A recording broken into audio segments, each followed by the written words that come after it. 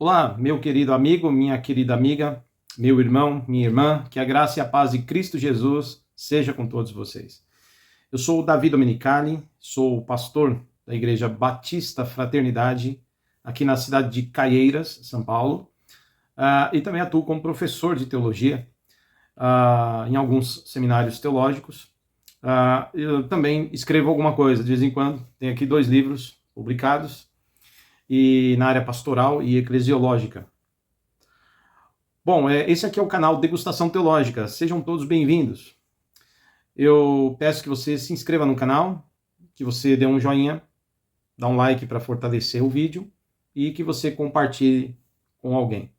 Nesse canal, se você procurar aqui no canal Degustação Teológica e Pastoral, você vai encontrar bastante coisa por aqui, né? Desde pregações na nossa igreja até aulas de teologia e debates ou diálogos ou de discussões levantadas em temas relacionados ao cotidiano. E ao cotidiano pode estar ligado à política, e a costumes, e a cultura, e coisas semelhantes. Esse aqui é um canal de reflexão em pequenas porções, para que você se aprofunde mais sobre tudo que é falado aqui. Bom, o assunto de hoje é um assunto importante.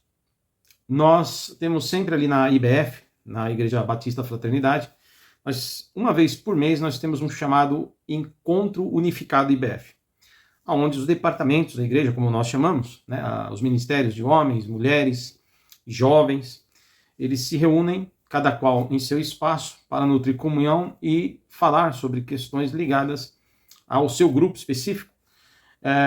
E às vezes a gente se reúne para discutir algo em geral. Agora, no mês de maio, nós tivemos um encontro unificado.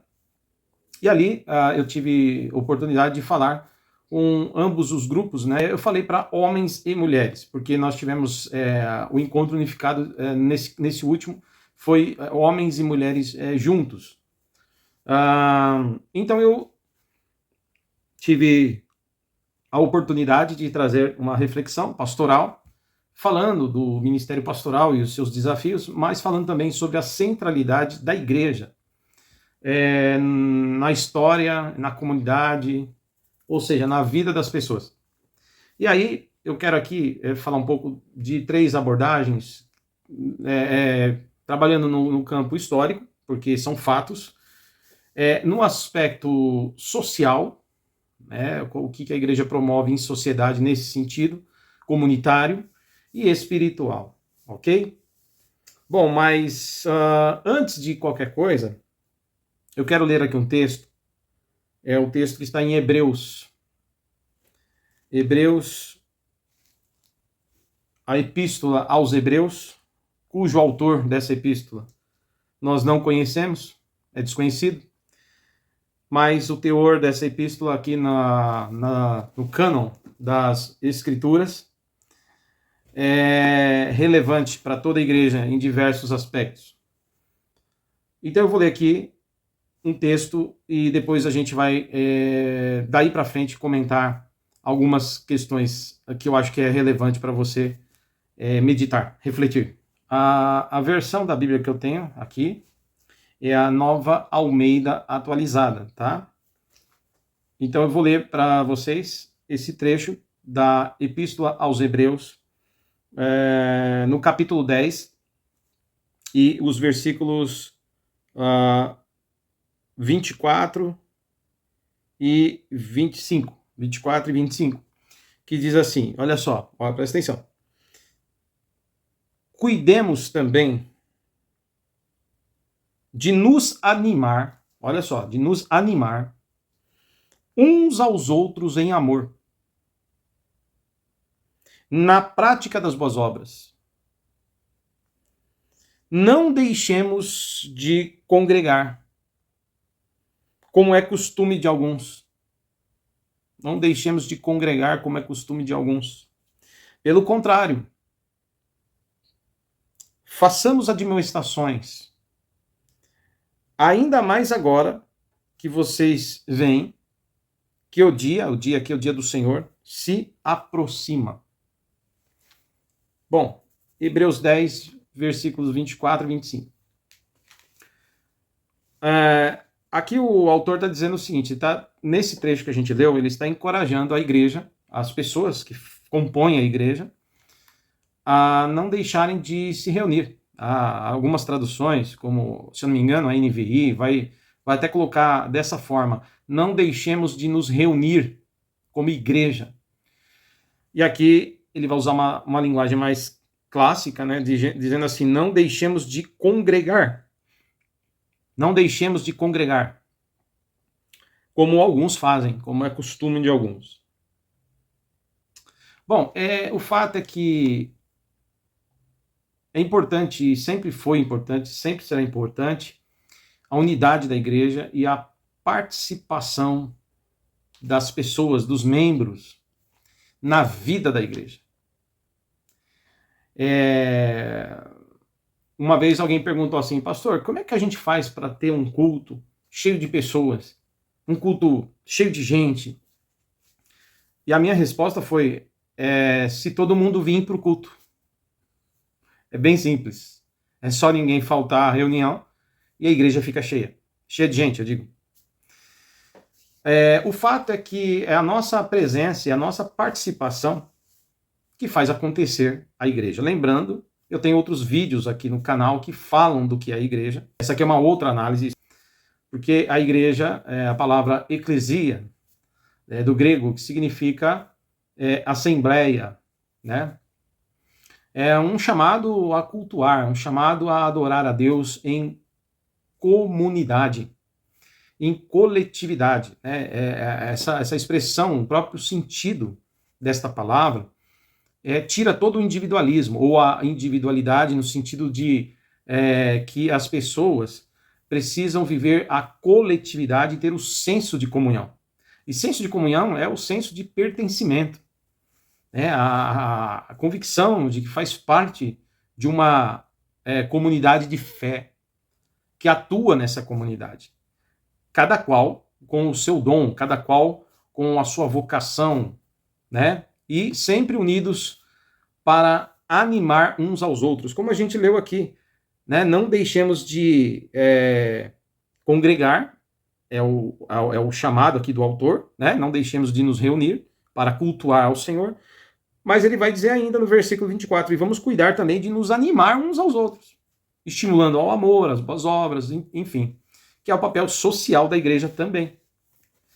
Então, queridos, na análise social, eu vou falar aqui na análise social e histórica, e agora eu quero falar da Europa, trazendo aqui para o Ocidente, tá? Já que o Brasil, e nós aqui como brasileiros, somos diretamente influenciados por colonizadores europeus, né? Brasil colonizado por Portugal inicialmente, um país europeu, né? E as Américas aqui, obviamente, elas absorvem o pensamento ocidental, né? Então, nós aqui fomos influenciados, aqui agora falando toda a América, pegando todos os países, inclusive Estados Unidos, né? Por espanhóis, né? Espanhóis, ingleses, certo?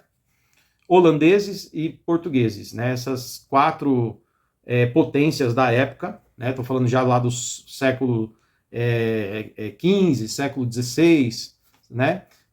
Eram grandes potências na Europa que tinham o cristianismo no centro, né? Seja o cristianismo já tradicional católico, ou seja aquele cristianismo que estava em desenvolvimento, que era o movimento da reforma protestante, tá certo? Como os holandeses e os ingleses, por exemplo. Bom, aí o que a gente vai ter é o seguinte: a vida da igreja, tanto na Europa como aqui nas Américas, e agora falando principalmente Brasil, por exemplo, a vida da igreja era centrada na vida das pessoas. Nós estamos falando de uma outra época, de um outro período histórico, onde não se tinha shopping center como hoje, onde não se tinha televisão, Netflix, não se tinha YouTube, não se tinha tecnologia em geral. Instagram, TikTok, não tinha nada disso. O que tinha talvez eram teatros que eram feitos, né? Não tinha nem cinema, mas teatros, jogos, os esportes da época. Música sempre teve, poesia. E seja como for, a cidade e a vida das pessoas estava totalmente ligadas à religiosidade. e a fé. Alguns religiosos sem muita fé, ou com uma espiritualidade vazia, e outros já com uma vida de piedade, com muita fé e uma vida espiritual sadia. Isso acontecia, independente de ser católico ou evangélico. Mas era uma época de uma visão mais teocêntrica e tudo mais. E é disseminada uma cultura onde a igreja ela se envolve no assunto de toda a família, do início ao fim. A vida das pessoas estavam, né, a vida das famílias estavam ligadas completamente à vida da igreja. E isso no âmbito social, cultural e espiritual. Repito, social, cultural e espiritual. Por exemplo, a igreja, né? Ela batizava criança. A igreja católica ainda batiza a criança até hoje. É um ensino deles, né? No seu catecismo. Mas não era só a igreja católica que batizava a criança, que nós chamamos de pedobatismo, né? Batismo infantil. Mas não somente a igreja católica, mas que fazia e faz até hoje, mas igrejas protestantes históricas, como os presbiterianos. Né? Mesmo com o avanço da reforma protestante, muita coisa mudou, mas principalmente nos pontos centrais da teologia e tal, mas tem muitas coisas que foram mantidas. Então, os luteranos batizavam e batizam crianças até hoje. Os presbiterianos batizavam e batizam crianças até hoje. Alguns congregacionais, né, porque nós temos vários, alguns congregacionais batizavam e batizam até hoje. Os metodistas, mesmo sendo já do século XVIII com John Wesley, mantêm o mesmo ritmo da igreja anglicana. Batizavam crianças e até hoje a igreja metodista ainda batiza criança. As igrejas episcopais, no geral, evangélicas episcopais, batizam crianças. Os luteranos batizavam e até hoje batizam crianças. Os anglicanos batizavam e até hoje batizam crianças. Bom, eu já falei bastante. São igrejas de confissão histórica, diretamente ligados à reforma, batizam crianças. Os batistas, que têm um surgimento lá no início do século XVII, por volta de 1609, 1610, eles foram totalmente impactados antes pelos movimentos anabatistas. E os anabatistas rejeitavam o batismo infantil, não porque a criança não tem pecado. Todo mundo nasce pecador já nasce com a influência do pecado, né? Pecado original. Por isso que todos precisam de Jesus Cristo e da graça para serem salvos, sejam crianças ou adultos, ok? Mas os batistas entenderam, primeiro os anabatistas e depois essa herança passada para os batistas históricos, que as crianças não tinham a consciência do seu pecado. Logo, elas não podiam confessar seus pecados. Logo, elas não tinham entendimento. Portanto, elas não tinham como confessar Cristo, não tinham como entender a palavra de Cristo, nem rejeitá-lo, nem aceitá-lo, nem rejeitá-lo. Logo, eles estavam totalmente já cuidados naquele estado pela graça. Morreu, está salvo.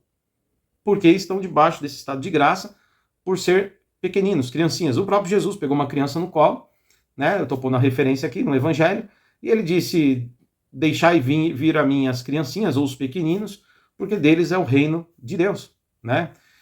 Quem não for como uma criança nem entra lá. Então a gente vai ver aqui a Jesus trazendo uma criança, dizendo deles já é o reino de Deus, deles o reino de Deus já é. Então nós, quando começamos a ter maturidade, né, uns mais cedo, outros mais tarde, conforme você vai entendendo a fé, né, e aí nós estamos falando de pré-adolescentes, aí sim você pode dizer que essa pessoa precisa entender a fé e ter um encontro real com Jesus, que é uma obra do Espírito Santo, e fazer a confissão de fé e passar pelo batismo, se arrependendo dos seus pecados, confirmando Cristo como Salvador, crendo no Cristo, confessando a fé e depois descendo as águas do batismo.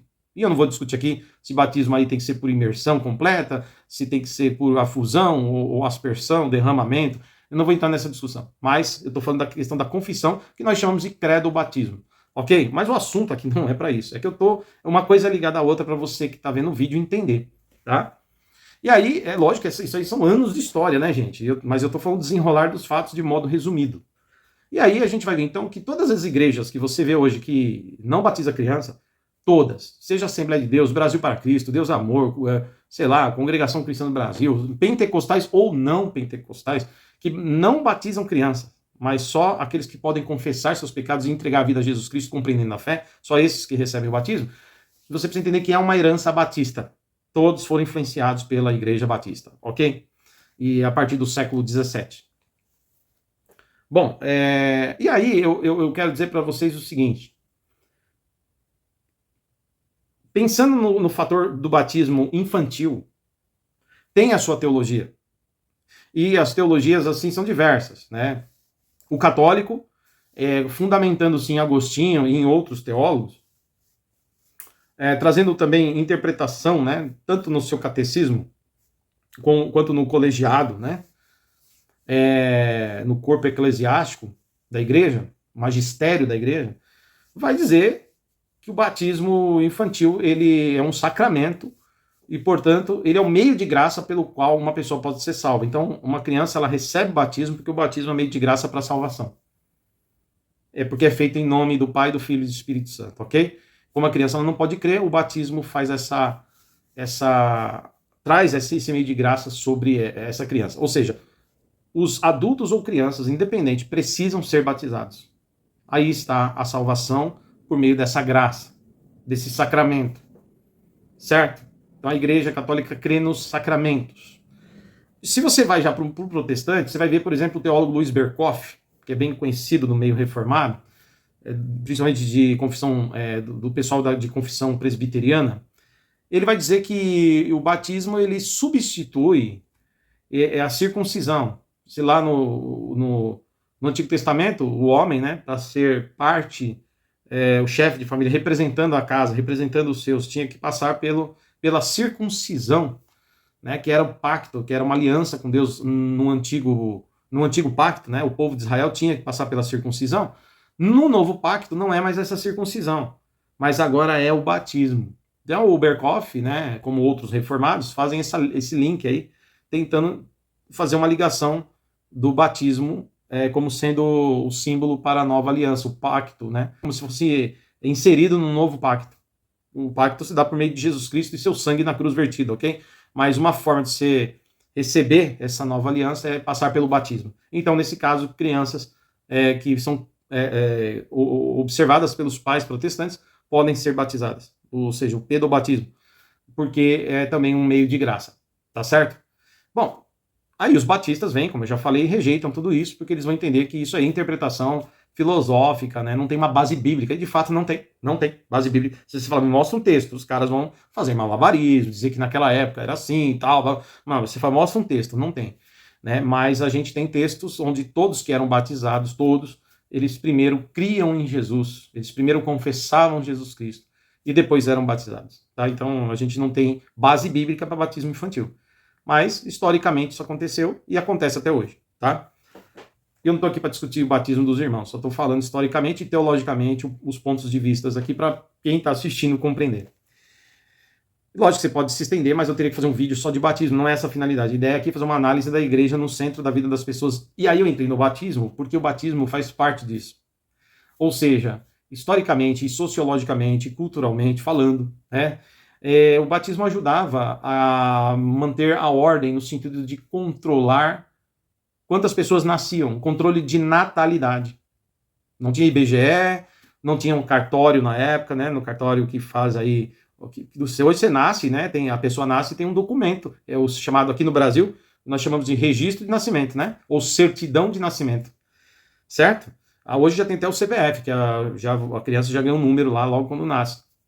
Já ganha o seu número, nós somos controlados por número, né? Diante da lei, do sistema, nós somos um número. Bom, aí o que acontece? Então, a igreja, antes de haver cartório, antes de haver esse sistema todo na sociedade para controle de natalidade, identificação das pessoas, dos indivíduos, né? Então, a igreja fazia esse controle. Então, a igreja sempre, ela tinha lá os documentos, né, de todas as pessoas, tipo um arquivo histórico de todas as pessoas batizadas. Então, a igreja, a pessoa iniciava a sua vida aqui no Ocidente, seja na Europa e aqui nas Américas, começava a sua vida já inserido nesse contexto da igreja. A igreja já estava te acompanhando desde o seu nascimento. Era o controle de natalidade. Se na época, né, um prefeito, na época um nobre, um rei, seja lá o que for o tipo de governo que havia, né, porque nós tivemos monarquia, república e tantas outras coisas, né, e até mesmo inicialmente um presidente da antiga república aparecesse, né, e quisesse fazer um controle nessa época das pessoas nascidas, a igreja era o principal recurso para encontrar aqueles que nasceram. Mas ao mesmo tempo, a igreja também fazia as celebrações de casamento, o padre ou o pastor dava a bênção sobre o casamento, como ainda faz. E aí era também feita ali uma certidão de casamento. Então você já controla quem casou com quem. Você tem essas informações no seu arquivo. E depois também pastores e padres, historicamente, participam também da morte, do fim da vida das pessoas, fazendo ali o sepultamento. Antigamente a igreja tinha até cemitério. Tinha até cemitério no fundo da igreja. Inicialmente tinha cemitério até dentro da igreja. E depois para fora da igreja, né? Então era normal ter uma igreja e atrás da igreja, no terreno da igreja, um imenso cemitério onde os fiéis eram sepultados. Sepultados. Então, assim, nascimento, casamento e morte era controlado pela igreja. E quando eu falo de controle, não pensa bem, não é uma ideia de domínio, mas uma questão de sociedade, de comunidade. Tá certo? Você está entendendo? Com o advento, né, da modernidade, né, com essa vida que a gente tem hoje, essas coisas foram mudando. Então nós temos o cartório, nós temos hoje os órgãos, porque foi separado, Estado, né, e igreja foi separada do Estado. E agora as pessoas vão vivendo uma vida já não necessitando mais da igreja para essas questões. A não ser os que vivem no âmbito espiritual, fazendo parte da igreja. Mas em sociedade já não precisa mais. Vocês estão entendendo? E assim, devagarzinho, com essas mudanças, a igreja vai sendo deslocada da vida das pessoas. E as pessoas sendo deslocadas da vida da igreja. A separação de Estado e igreja, não tô falando que é ruim, não, é bom. Assim, evita muitos conflitos e perseguições, ok? Mas, se observarmos também, ela de alguma forma não separa só a igreja do Estado, mas em alguns casos chega a separar também pessoas da igreja, né? Porque antes elas precisavam da igreja para tudo isso, agora elas não precisam da igreja para mais nada disso. Tem um cartório que resolve nascimento e morte, casamento, passa tudo pelo Estado direto, com os órgãos públicos responsáveis por isso, separados da igreja. Por isso que hoje as pessoas, independentes de se casarem, elas precisam. Tem alguns ateus que se casam, não precisa da igreja, da intervenção da igreja, nem do controle da igreja. O Estado faz isso. Ou os órgãos competentes credenciados pelo Estado.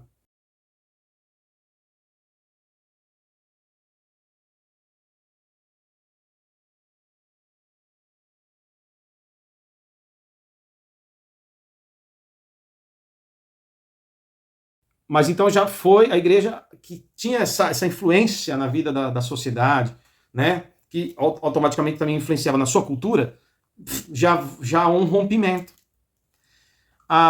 Esse rompimento vai ser visto nas artes, né? Vai ser visto nas músicas, mudando a cultura das pessoas no mundo moderno e pós-moderno. E aí tem um outro fator que tem a ver com o centro, ou melhor, com o tema central, né, do título desse vídeo, que é a igreja no centro, né? A igreja, ela ativamente desenvolvia na vida das pessoas o cotidiano, né? Ou o cotidiano era desenvolvido a partir da igreja ou participando com a igreja nas sociedades. E isso eu estou falando desde lá da Idade Média, pessoal, até os anos aqui de 1970, 1960. Nós estamos agora em 2026, ou seja, pelo menos até uns 50, 60 anos atrás, já havia cartório, já tinha separação de Estado e igreja, mas ainda a influência da igreja na comunidade, na sociedade era muito forte.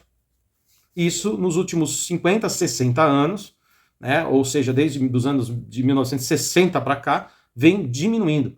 Principalmente com a ascensão da televisão, né, com a ascensão da tecnologia, as pessoas vão tendo agora outras coisas para se ocupar, para ver, certo? O avanço, por exemplo, da leitura, que não eram todos que tinham, o avanço da leitura, as pessoas agora têm os seus livros preferidos, não mais só os indicados da religião, né?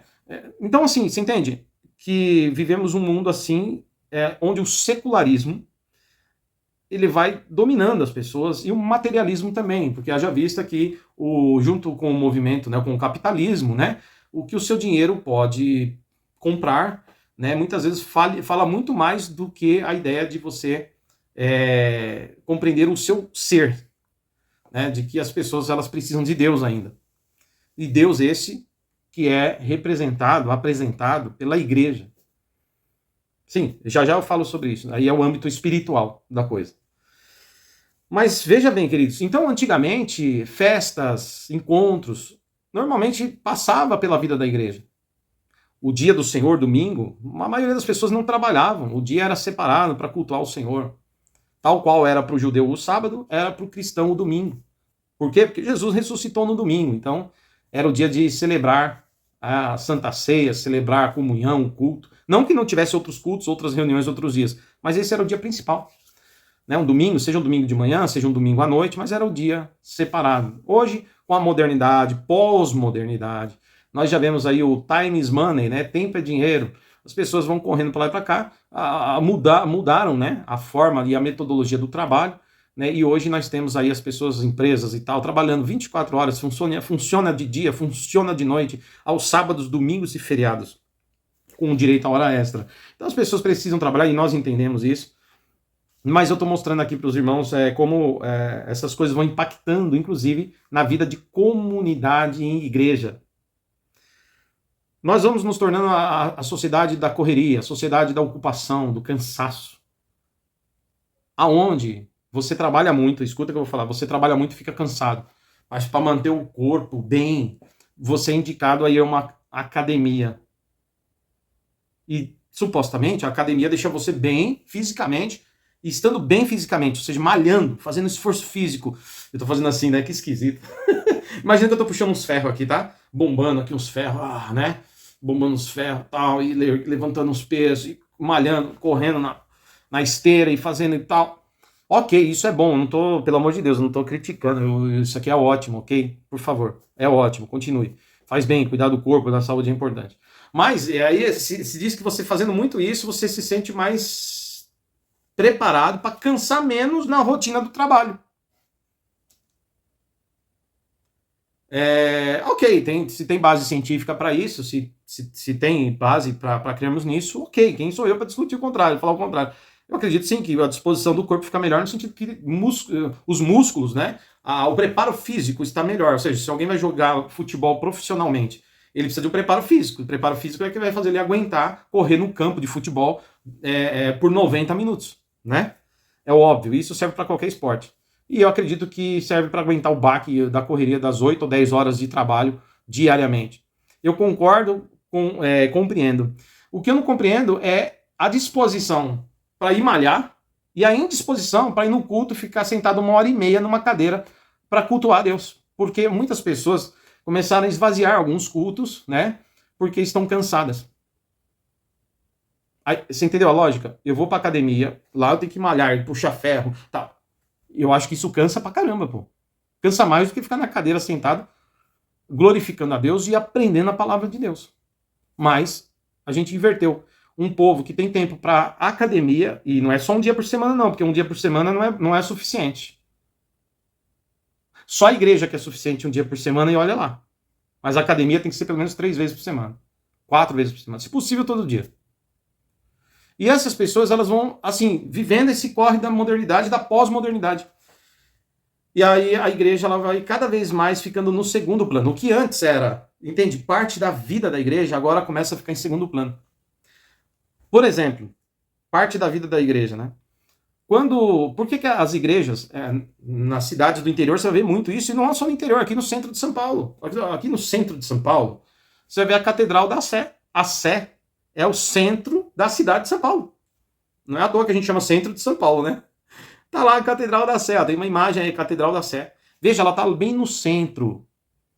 Ela não é só ela que tá ali no centro da cidade. Se você pegar aqui Caieiras, você vai ver a igreja de Caieiras também aqui na região central. Tem os bairros, né? Claro que os bairros também têm suas igrejas hoje, mas antigamente nem todos os bairros tinham igreja. Muitas vezes a igreja era construída no centro. E por que a igreja era construída no centro? Né? Eu vou colocar aí uma imagem aí, dá uma olhada. Tá vendo só? Aí tá a igrejinha no centro, né? Certo? Então, quem vem de um lado, por exemplo, se a pessoa vem desse lado, não fica tão longe para chegar na igreja, porque a igreja está no centro. Quem vem do outro lado tem a mesma distância para chegar na igreja. E quem vem dos meios também. Então, assim, não importa de que ponta você venha, de que lado da cidade você venha, a igreja está no centro, então fica mais fácil para você chegar lá. Um dos exemplos que nós temos sobre igreja no centro da cidade é o caso de Monte Verde também. E nesta cidade, que é uma cidade muito bonita, inclusive é um lugar bem turístico,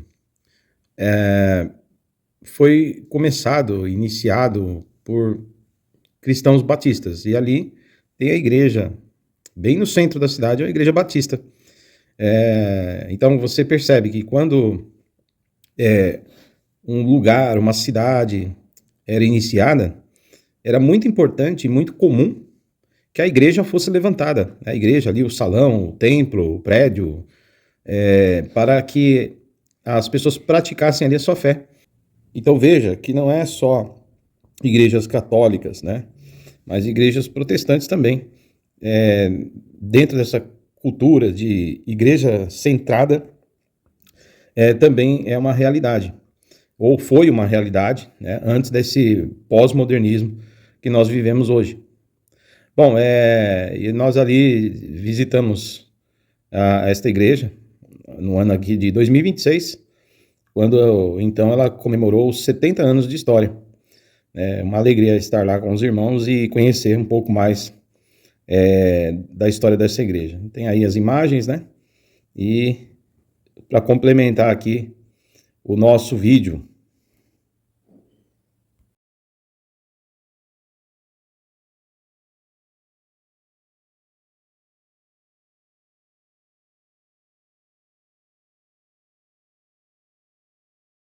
Tem aí, ó, outras imagens da igrejas que eram feitas no centro. Tá vendo aí no centro?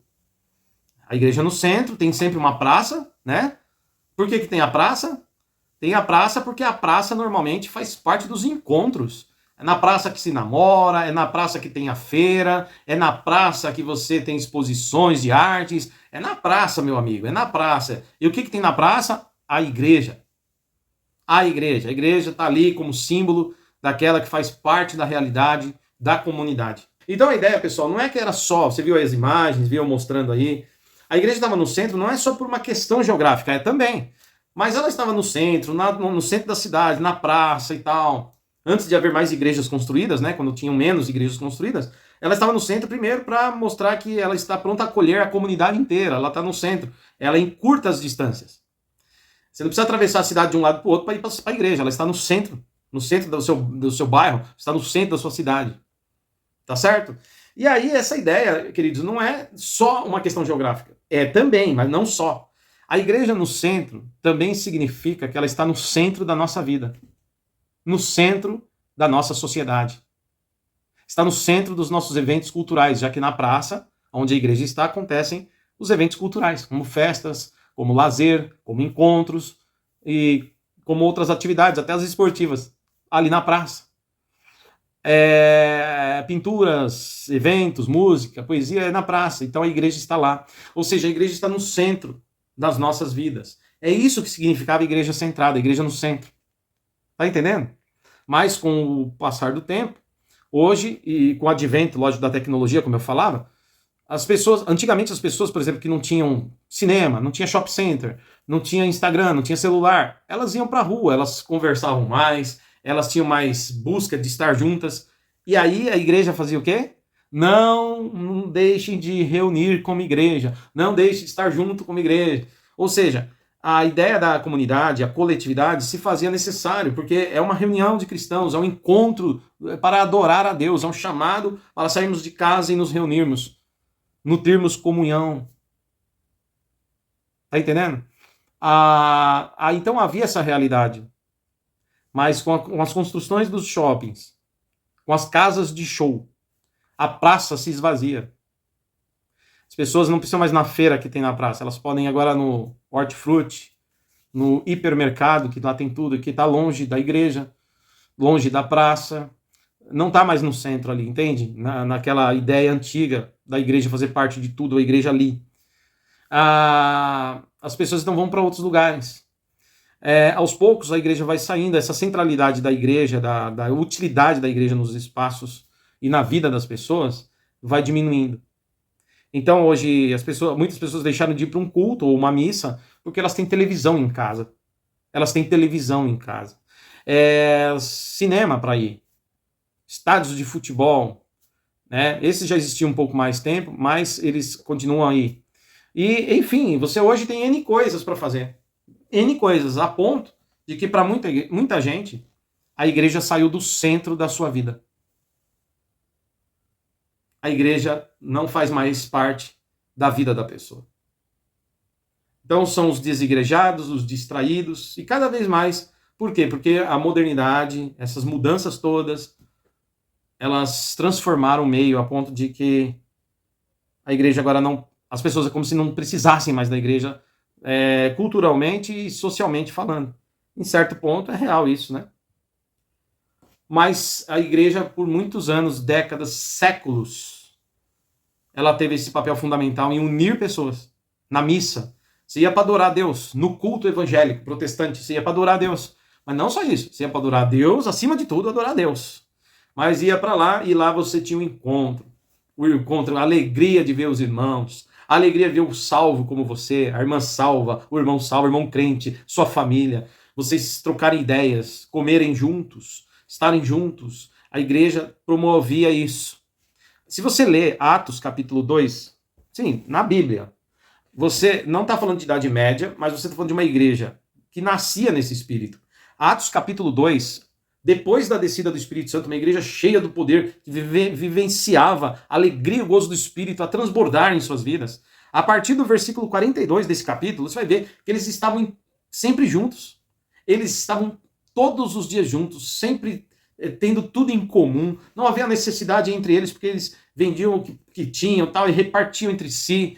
E havia uma alegria, um supria a necessidade do outro, estimulavam o amor um no outro, as boas obras, como o Hebreus, né, o autor aos Hebreus sugeriu que no capítulo que a gente leu, capítulo 10. E aí, Atos 2 fala isso, eles tinham tudo em comum, a partir do versículo 42, né? Eles tinham tudo em comum, eles estavam todos os dias juntos, eles comiam pão na mesa, eles se alegravam no Senhor. E, cara, essa era a igreja da comunidade, da comunhão, da coletividade, da partilha, que adoravam a Deus, mas viviam em comunidade, em comunhão constante. Sempre juntos. Uma vida da igreja ativa. Uma igreja ativa na vida. E é assim, queridos e queridas, espiritualmente, a ideia de ter a igreja, né, no centro é porque a igreja deve ter Cristo no centro dela. Cristo é a cabeça da igreja. Paulo, escrevendo aos Efésios, por exemplo, ele vai falar isso muito claramente. A igreja é corpo de Cristo. Corpo de Cristo. A igreja é o corpo de Cristo, corpo místico de Cristo na terra. Se a pregação do evangelho, através dos nossos pés, através da nossa boca, nós proclamamos o evangelho, através das nossas mãos, nós ajudamos, abençoamos, acolhemos, abraçamos. Somos o corpo de Jesus. E a autoridade, a cabeça, que significa autoridade sobre nós, é o próprio Cristo. Então, Cristo é o centro da igreja. Nós devemos ter a igreja como centro da nossa vida. Por quê? Porque, pastor, nós devemos... Se alguém me fala, não, pastor, nós precisamos só ter Cristo, não, igreja não tem nada a ver. Irmãos, isso aí é uma teologia antibíblica, se você falar uma coisa dessa. Porque Paulo, na sua epístola, a sua primeira epístola aos Coríntios, 1 Coríntios capítulo 12, Paulo vai falar dos membros. Nós somos membros uns dos outros. Nós somos ali como um corpo, né? Está bem ligado e cada um tem a sua função, né? Assim é a igreja. Cada qual no seu chamado, na sua vocação, na sua utilidade, recebendo do Senhor os dons para a edificação uns dos outros. A igreja precisa estar junta. Ela precisa estar ligada, motivada. Tá entendendo? E não nunca separada, nunca desanimada. É o teor dos textos que eu estou citando aqui, né? Então, nós devemos estar ligados em igreja, como comunidade de fé, porque nós somos igreja. E igreja não é feito de uma pessoa. Igreja, ela por si só, na sua raiz, na sua palavra, no próprio termo da palavra, convida a estarmos juntos, porque tem a ver com uma assembleia, tem a ver com uma união de pessoas no propósito de adorar a Deus e de servir o próximo. Então, igreja, a comunidade de fé, deve estar no centro da nossa vida. Nós, igreja, somos a contracultura, contracorrente do pós-modernismo. Tá entendendo? Ok, igreja separada do Estado? Ok. Mas nós não devemos estar separados da igreja. É igreja separada do Estado e não igreja separada da vida das pessoas. E não pessoas separadas da igreja. Estado separado da igreja, não pessoas. E que eu e você possamos ainda manter a igreja no centro da nossa vida, da nossa história, fazendo parte dela. Dessa comunidade tão maravilhosa que ainda hoje nos estimula ao amor, às boas obras, à comunhão e, acima de tudo, a aprendermos mais de Cristo por meio dos dons que edificam o corpo de Cristo e por meio da palavra do Senhor, que é o centro do culto, é a palavra pregada aos nossos corações. Amém? Bom, fica aqui então o aspecto espiritual. É que na igreja nós encontramos esperança e a fé.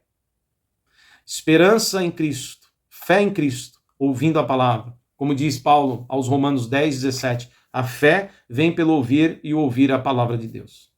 E que a gente possa, então, pensar nisso, refletir em Hebreus 10, versículos 24 e 25, que diz, olha, não deixem de se reunir, hein? Não deixem de congregar como alguns têm o costume de fazer, mas antes se unam para animar-vos, tá certo? Para despertar em vocês o ânimo, o estímulo a viver o bom, as boas obras e o amor fraternal.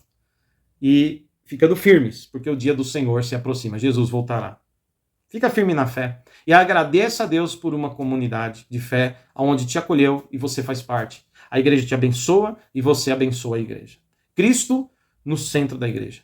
Nós tendo para nós a igreja no centro das nossas vidas e nós centrados, né, na vida da igreja. Mas na nossa igreja, Cristo no centro de tudo. Cristo no centro da nossa igreja. Amém?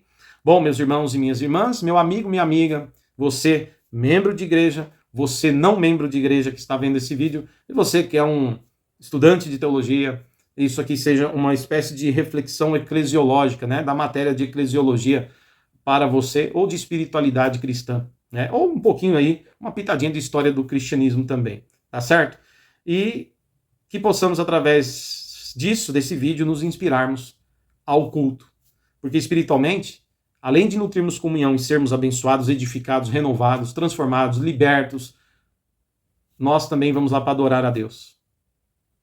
E o Jesus, quando o diabo foi tentar Jesus lá no deserto, isso está em Lucas 4, Mateus 4, lá nos evangelhos, Jesus vai dizer assim, ele citando o Deuteronômio, de Moisés, lá da Torá, da lei, ele vai dizer assim, Jesus vai dizer assim, biblicamente, né? Ele vai dizer, quando o diabo fala, você se prostra diante de mim, eu te dou o que você quiser, me adora, me dá um culto.